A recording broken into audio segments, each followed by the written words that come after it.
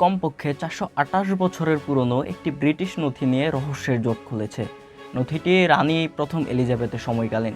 প্রায় এক শতাব্দীরও বেশি সময় ধরে গোপন দলিলটি দেশটির জাতীয় সংরক্ষণাগারে পড়েছিল। গোপন ওই নথিটি মাত্র 1 পৃষ্ঠার। এতে রয়েছে তখনকার সময়ের ভয়ঙ্কর সব ব্রিটিশ গুপ্তচরদের নাম।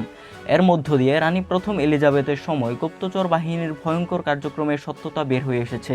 সংবাদ মাধ্যম দ্য গার্ডিয়ানের প্রতিবেদনে বলা হয়, প্রথম এলিজাবেথের প্রধান গুপ্তচর রবার্ট সেসিলের গোপন নথি এটি। ব্রিটিশ রাজপরিবার কিভাবে এই গুপ্তচর নেটওয়ার্কের মাধ্যমে অন্যান্য ইউরোপীয় রাজাদের উপর চরম গোপনীয়তার মাধ্যমে গুপ্তচর বৃত্তি চালাতো, সেই তথ্যই প্রথমবারের মতো প্রকাশিত হয়েছে।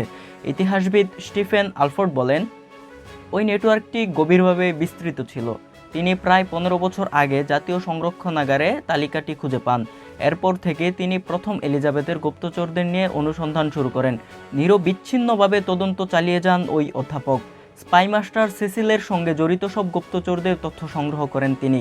বলেন, এই গুপ্তচর বাহিনীটি হচ্ছে যুক্তরাজ্যে গঠিত প্রথম সুসংগঠিত গুপ্তচর সংগঠন। শাহপরান, পদ্মা নিউজ।